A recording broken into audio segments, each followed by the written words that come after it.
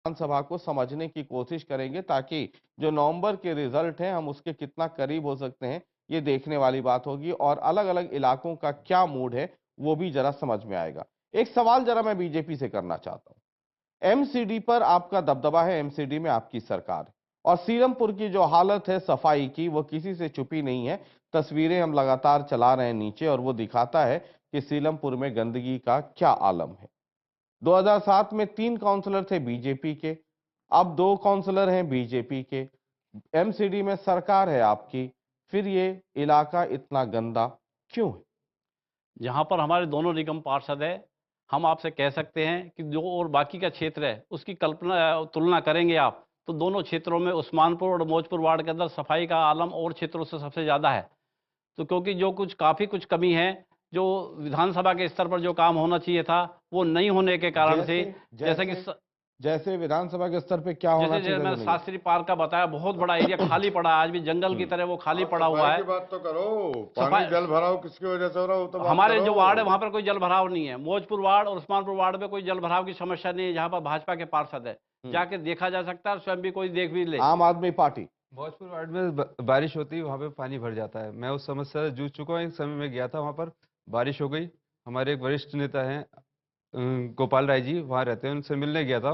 उसी समय बारिश हो गई, फिर लगभग मुझे करीब आधा घंटा वहाँ रुकना पड़ा पानी की समस्या जो की है। अच्छा, चौधरी साहब से एक सवाल करना चाहूंगा कि जो गोकुलपुरी ड्रेन है, उन्होंने कहा कि दोनों साइड 15-15 फुट का रोड बनना है, तो उस साइड जो झुग्गियां हैं उसके लिए क्या व्यवस्था की है उन्होंने? जो झुग्गियां उस साइड से 15 फुट जाएंगी उसकी क्या व्यवस्था की है उन्होंने? झुग्गी जाएगी ही नहीं।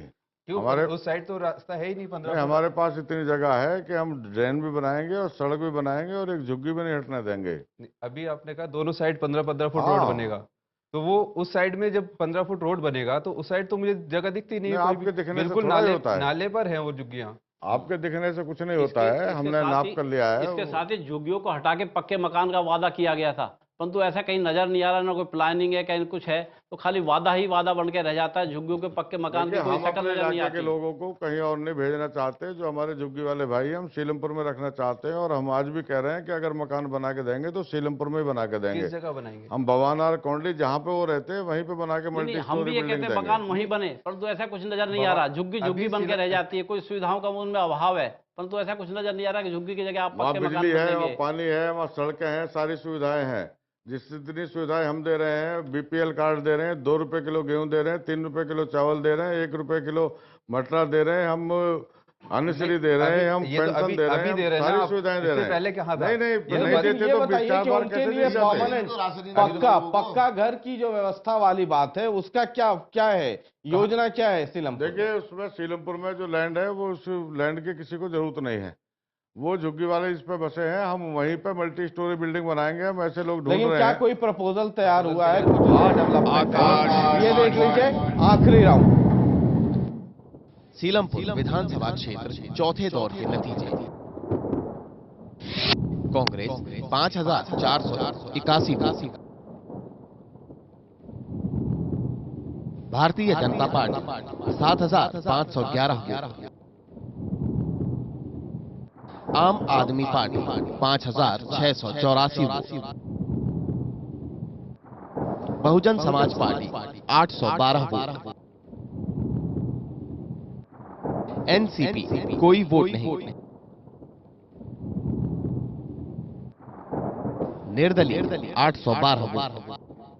तो ये वार्ड नंबर 252 है और चौथे राउंड का रुझान है। बीजेपी इस राउंड में भी आगे निकल रही है। आम आदमी पार्टी दूसरे पोजीशन पे और कांग्रेस तीसरे पोजीशन पे जाती हुई दिख रही है। लेकिन जरा चारों राउंड कंट्रोल रूम और काउंटिंग सेंटर अगर आपने जोड़ लिया है तो जरा वो दिखाइए, उसके बाद तस्वीर कुछ समझ में आएगी सीलमपुर की। आकाशवाणी सीलमपुर विधानसभा क्षेत्र के पूरे नतीजे। Congress 32,074 vote, Bharatiya Janata party 22,330 vote, आम आदमी party 20,503 vote, Bahujan Samaj party 3,248 vote, NCP कोई वोट नहीं। निर्दलीय 1218 वोट।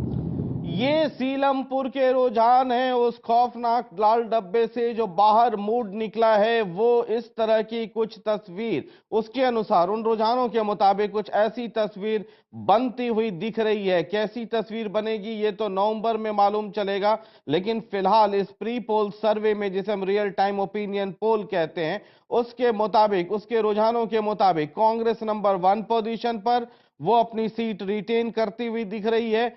बीजेपी नंबर 2 पर, आम आदमी पार्टी नंबर 3 पोजीशन पे। कांग्रेस और बीजेपी में फासला 9,744 वोट का, 9,744। कांग्रेस और आम आदमी पार्टी में 11,571, 11,571 वोटों का है। पिछली बार यहां से कांग्रेस यानी मतीन साहब जीते थे 26,000 से अधिक वोटों से। इस बार यह मार्जिन थोड़ा घटता हुआ दिख रहा है और उसकी एक वजह यह भी हो सकती है कि आम आदमी पार्टी 20,503 वोट ले रहे हैं और ये मार्जिन अगर कांग्रेस का घट रहा है तो उसकी वजह आम आदमी पार्टी है। जरा एक बार क्विक रिएक्शन आम आदमी पार्टी की तरफ से मैं शुरू करना चाहूंगा। ये रुझान क्या कहते हैं? नवंबर में क्या ये रुझान ऐसे ही रहेंगे या इसमें आप तब्दीलियां देखते हैं? आम आदमी पार्टी इसमें तब्दीलियां आएंगी, अभी और बढ़ेगा ये रुझान। हम जीतने के लिए आए हैं, क्योंकि पहले विकल्प नहीं था कोई। कांग्रेस और बीजेपी का कोई विकल्प नहीं था। आज हमारे पास विकल्प है, जनता के पास विकल्प है, और ये रुझान और बढ़ेंगे। जी, मतलब एक सवाल मैं हमेशा करता हूं आम आदमी पार्टी से, आपने देखा होगा, बहुत कड़वा सवाल है। नंबर्स आपको आ रहे हैं, बहुत अच्छी बात है, लेकिन इतने नहीं आ रहे हैं कि आप विधानसभा पहुंच जाएं।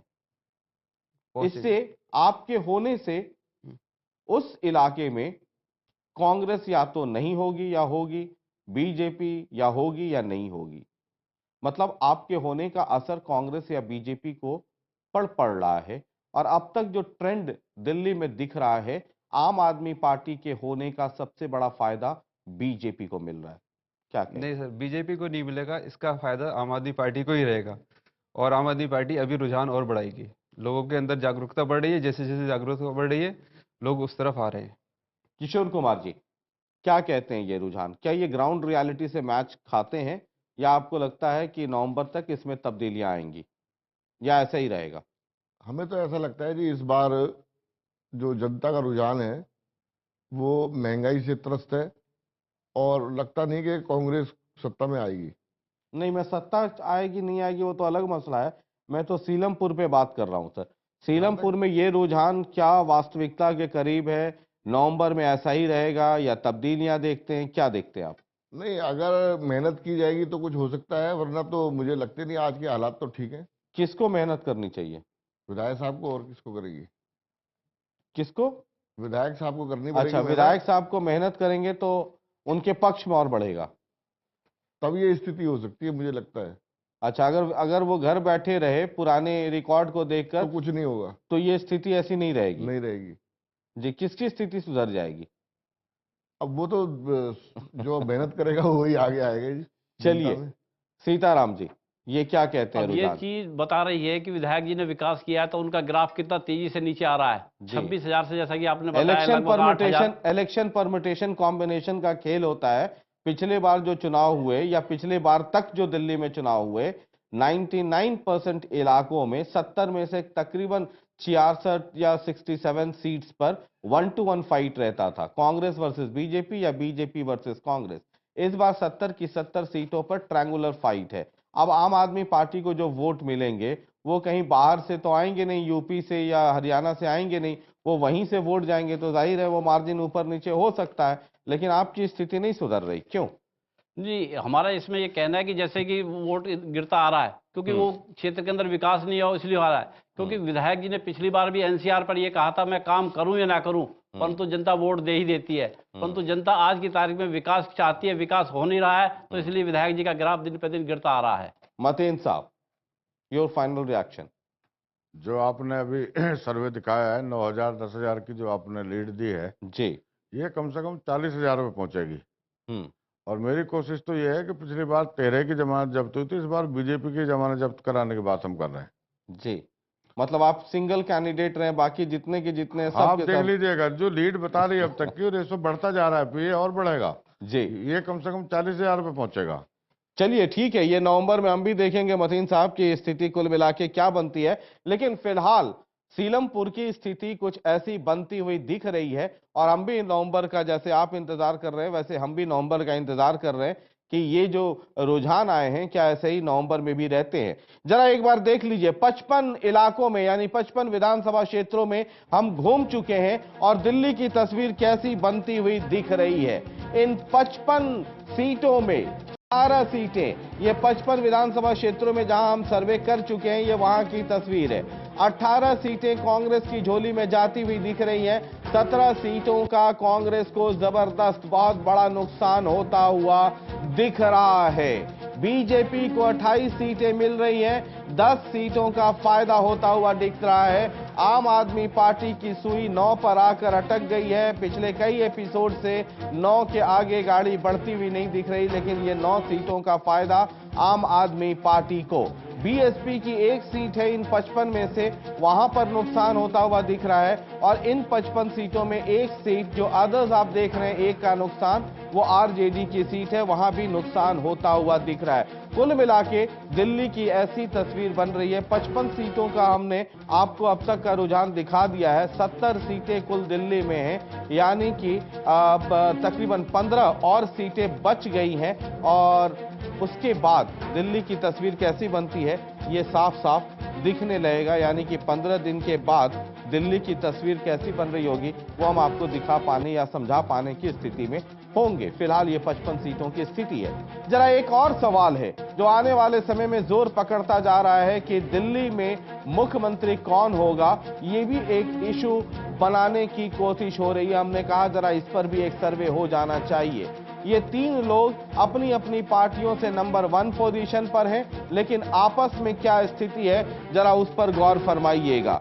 शीला दीक्षित 10,60,990 वोट अब तक मिले हैं। ये जो 55 इलाके जहां पर हम सर्वे कर चुके हैं, इन 55 इलाकों में जिनको जितने वोट मिले सबको अगर जोड़ दीजिए तो इंडिविजुअल कैंडिडेट को कितने वोट मिल रहे हैं जरा इस पर देखिए। शीला दीक्षित 10,60,990, विजय गोयल 9,24,272, अरविंद केजरीवाल 10,99,216, यानी अरविंद केजरीवाल नंबर 1 पसंद फिलहाल दिल्ली में बने हुए हैं इन 55 इलाकों के वोटों के आधार पर। अरविंद केजरीवाल और मैडम शीला दीक्षित में जो फासला है वो 38,226 वोटों का है।